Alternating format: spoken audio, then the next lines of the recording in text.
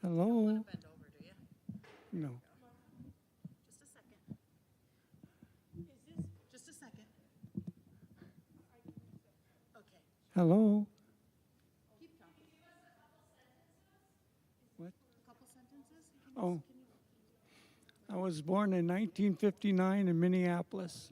How's that? Keep going. It was a 3-hour trip to get down here. It's a beautiful day. I loved Uncle Russ. We good? Okay. Awesome. Great. Yep.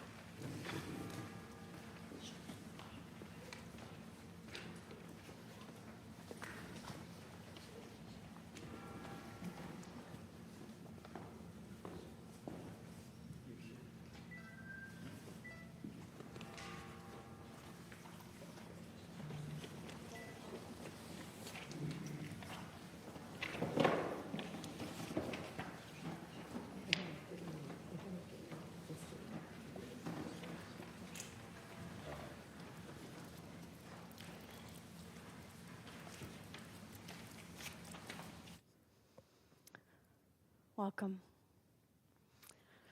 Welcome to Unity Church-Unitarian. I'm Reverend Shay McKay. I'm one of the ministers here at Unity. And I invite you into this sacred space this morning as we remember and celebrate and mourn Russ, who was an important person in all of your lives. So we are here today to tell stories, to remember the joy he brought into the world, and to be together in our grief around his passing. So I welcome you today with whatever you're coming here feeling, with whatever you're coming here needing from this time together. You are welcome here. Xander, you want to come up and join me up here?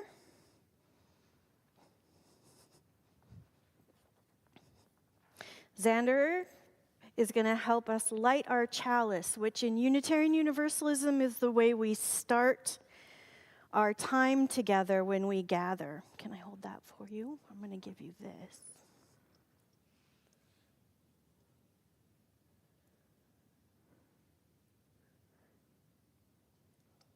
Good job.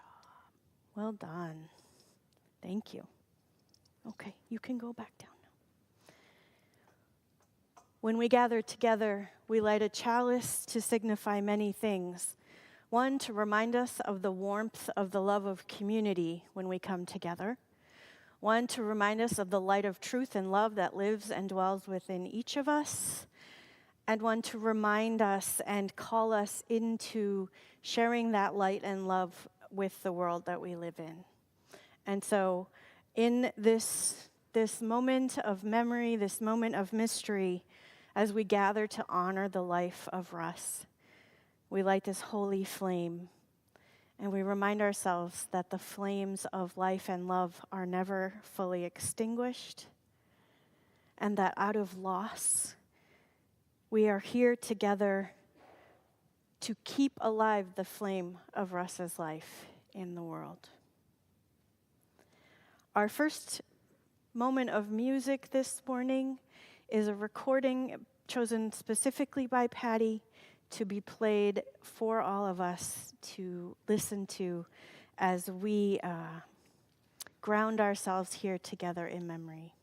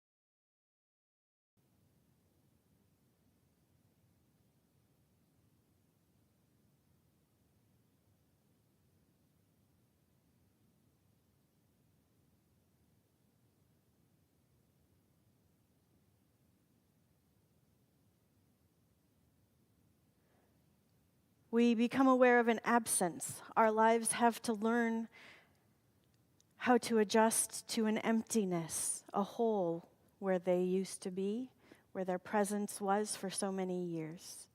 And that is an adjustment, and that is what grief allows us to begin to do.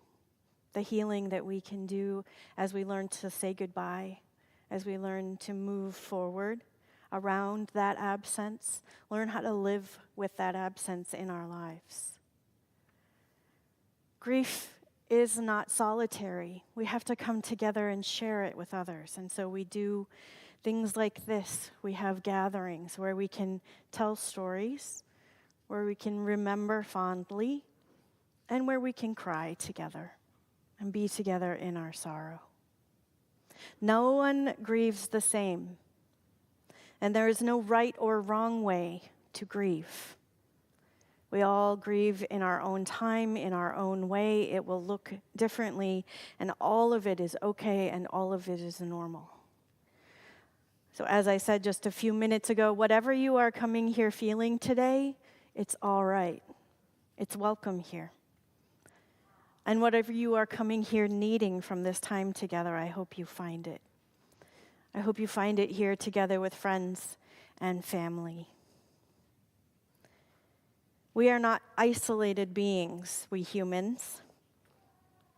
We are connected in mystery, in miracle, to the universe, to God, to this community, to each other.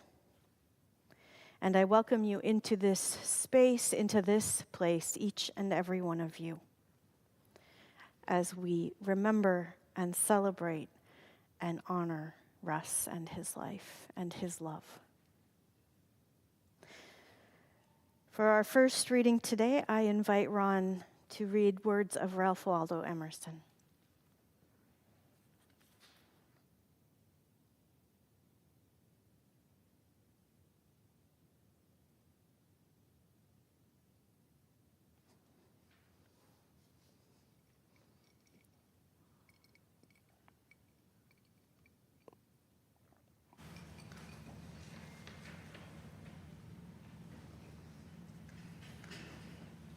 I am grateful for speak at Russ's funeral. I must say a few words before I read this. For somebody who grew up without a dad, with my two sisters, this poem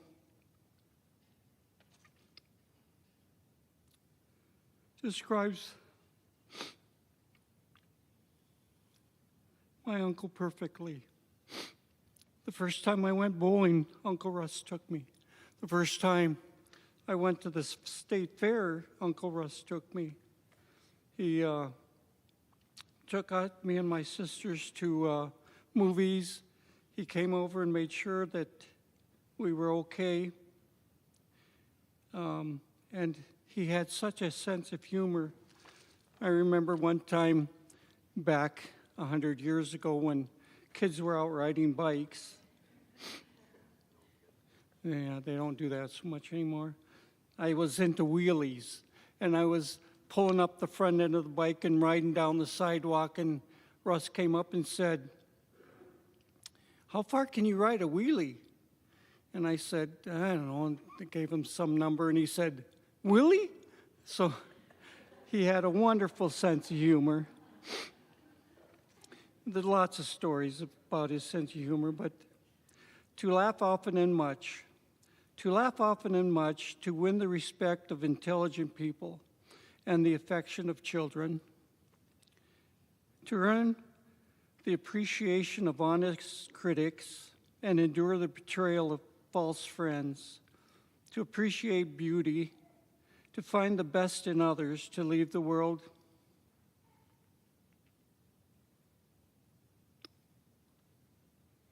a bit better, whether by a healthy child, a garden patch, or a redeeming social condition, to know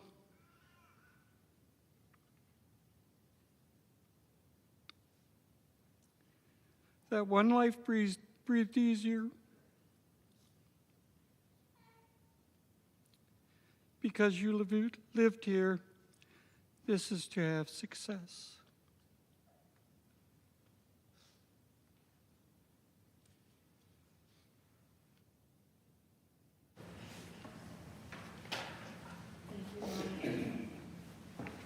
I now invite Paolo up to play his piece that he wrote for Russ.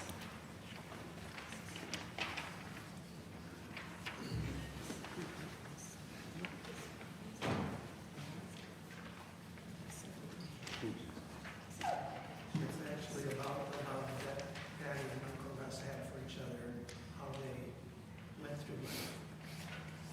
It's called Dancing with the Rain.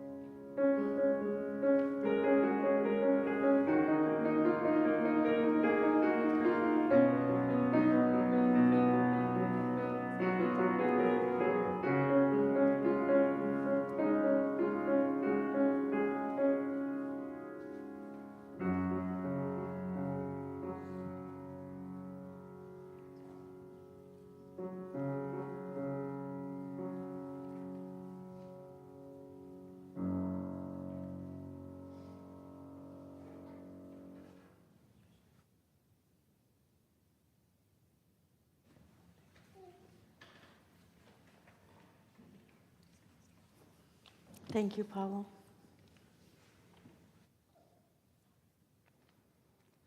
When we were talking about planning this service and I met with Patty for the first time, I offered her a whole bunch of options of how she wanted the eulogy to be done. Giving someone who's grieving a lot of choices is never a good thing.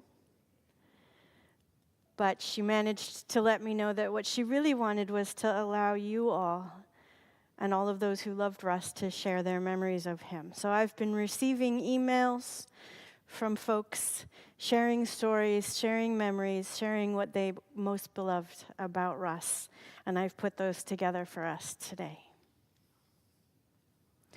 I didn't personally know Russ. I didn't get to join in laughter or adventures with him. I wasn't there to witness his illness or to offer he and Patty comfort when things got hard. But I am here today to offer joy for a life well lived, to offer space for sorrow and loss, and to offer the hope that his beautiful spirit will live on in all of you. I've seen Russ's smile and heard tell of it in the photos and stories that have been shared with me. I've been told he was always ready to go and engage with the world around him, that he was game for anything and going with the flow. Russ was a wonder, most notably in his recovery from the tragic shooting many years ago, but also in his voracious appetite for books, for knowledge, for activity, and relationship. He was an avid reader, always keeping himself and those around him informed and inspired. He was passionate about his family, about Patty and Heidi and all of those he loved, about his friends, about traveling and basketball and being physically active. His friend since third grade, Tom Shelton, shared memories of them playing basketball together well into their adulthood and of going fishing together. Although Russ would do it a little differently than most, Tom said fishing with Russ consisted of him reading a book in one hand and holding his fishing rod in the other. Suffice it to say he was a better basketball player than fisherman. Russ was a joy, cheerful, gracious, humble, generous, and kind. Totally devoted to Patty, I heard over and over again as people shared their memories. And as remembered by their longtime friend, Carlene, she told me that his love lit his face every time he looked at Patty. He was a gentleman and a gentle man, she said. As a husband, as a father, as an uncle. His nephew Charlie shared memories of 5K races together in the summers, of bowling lessons, as Ron mentioned, baseball games that included popcorn and soda. And Charlie also remembers generosity as Russ let Charlie live with him for a year during college. Russ and Patty's daughter Heidi shared a memory, remembering camping trips and summers by the pool. She told me of one summer after she was adopted by them. She said, "We went camping at Wisconsin Dells. My mom was setting up the camper. I wanted to go swimming. So Dad took me to the pool and sat reading while I was trying to impress some boys at the pool. And I did a backflip into the pool and hit my head on the side. I swam to my dad, and he looked up from his book and saw my head bleeding, picked me up, ran me to the camper, and told my mom we had to go to the hospital. We drove to the hospital while Mom put towels on my head. I remember a cold bed while they stitched me up. And then I looked at Dad and said, "Look, we've matched. We're matching with the scars on our head." And he laughed and said, "Yes, we are." And let's spend a few moments recognizing just how much time Russ spent with books. Because that's what I heard over and over and over again as people told me stories. Even when he was fishing, he had a book. Even when he was supposedly supervising the swimming pool, he had a book. In almost every memory shared with me, there were books. And numbers. One of the very first things Patty told me when I sat down with her to learn more about Russ was his love of numbers, how they anchored him, how they centered and calmed him, even and especially as he moved towards the end of his life. So perhaps it would have brought him joy to know that there are exactly 77 of you here today, celebrating and mourning him.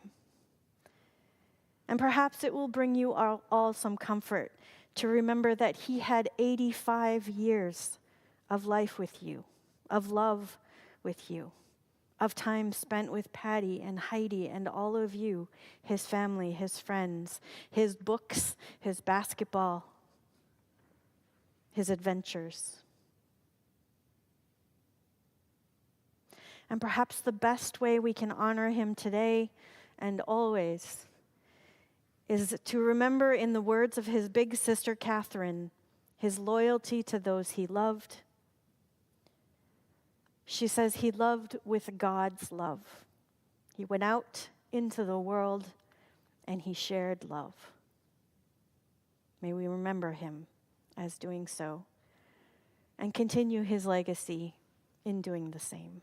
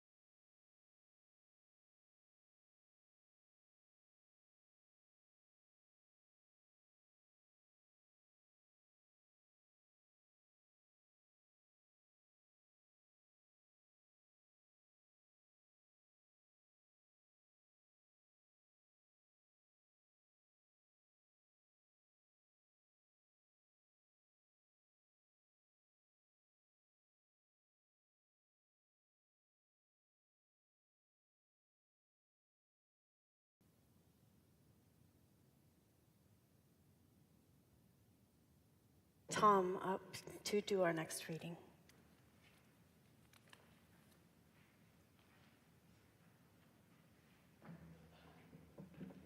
Thank you. Come to me, all you that are weary and are carrying heavy burdens, and I will give you rest. Take my yoke upon you and learn from me, for I am gentle and humble in heart, and you will find rest for your souls. For my yoke is easy and my burden is light. Thank you.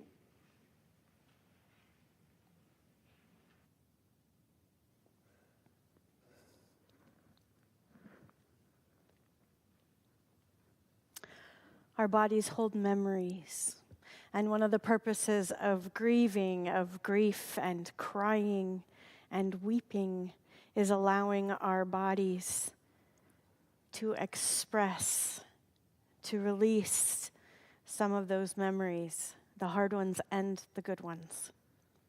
We have to let our bodies move these memories through so that we can integrate and adjust and learn to live in a new way without Russ here present with us. So I'm going to invite the family, if you consider yourself family of Russ. Everybody, Patty says anybody who feels like they want to. I'm going to invite you up. I want you to think of a memory. Think of something about Russ that brings light into your heart, into your body. Something that you can hold on to keep him alive, but also that you can let go of, knowing that he is safe, that he is loved, and that his memory will continue. And as Kathleen plays some quiet music for us, I'll invite the family, the immediate family up first, and then everybody else is welcome to come. Light a candle and place it here in our candle boxes. And we will, you can have a moment here in front with the urn, with the photo, with the flowers and the flag to say goodbye to Russ and to share some of his light with the world by placing it in the candle box. So I will invite Patty and Tom and the rest of the family to come up first, and then we will invite everyone else to come.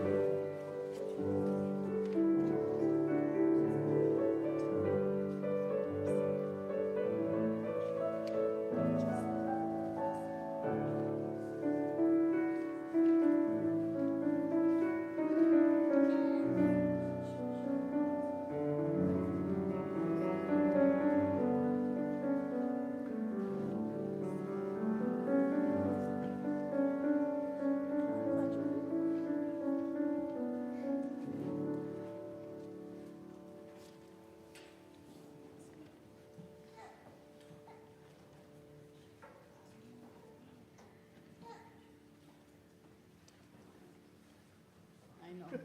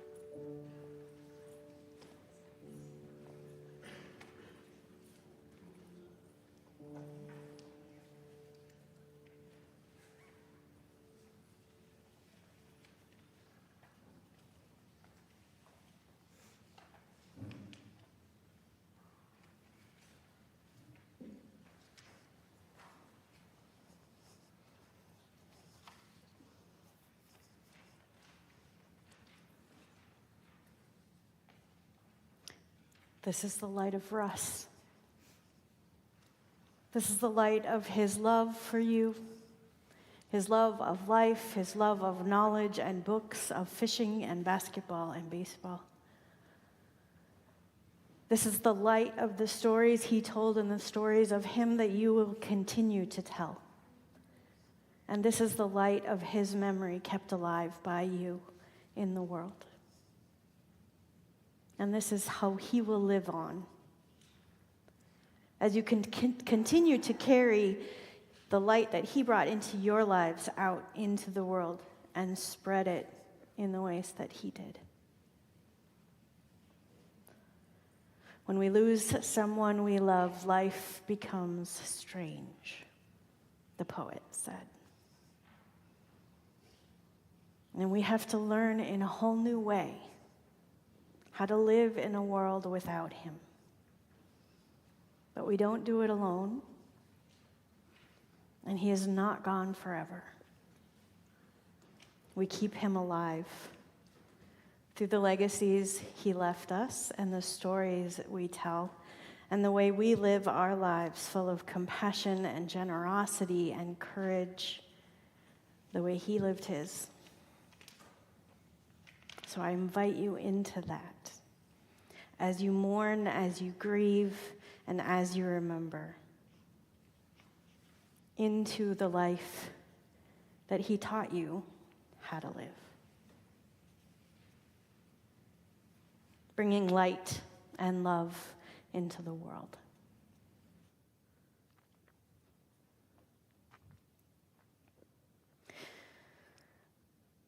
I hope that by remembering him, by continuing to tell the stories of him, by continuing to learn the lessons that his life taught and showed us, that you all can find a greater appreciation for your own lives. That you all may be as gently fierce in facing whatever is put in your path. That you may all nurture the spirit of community and family and friendship and love and connection that he did. And that you will continue to let his life and his legacy inspire you. To close our service together, I invite you to rise in body or spirit. In the gray hymnal in front of you, number 205 is Amazing Grace, and we will sing this together.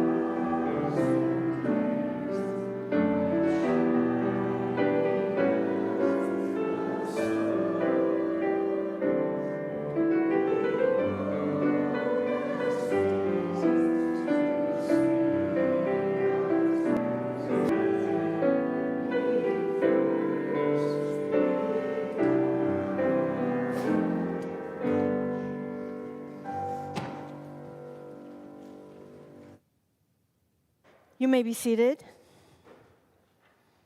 I extinguish our chalice at the end of this service, trusting that the light of love is never fully extinguished within our hearts, and that we will continue to carry this love and light out into the world.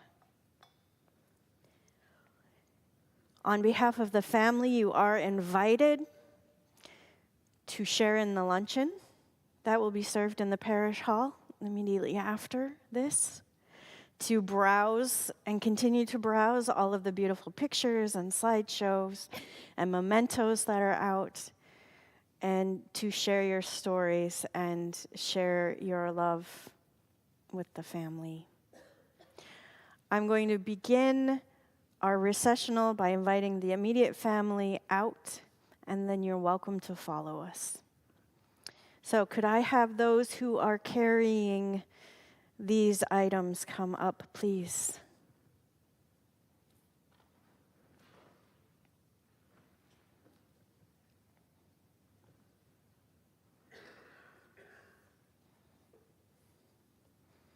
save you the stairs.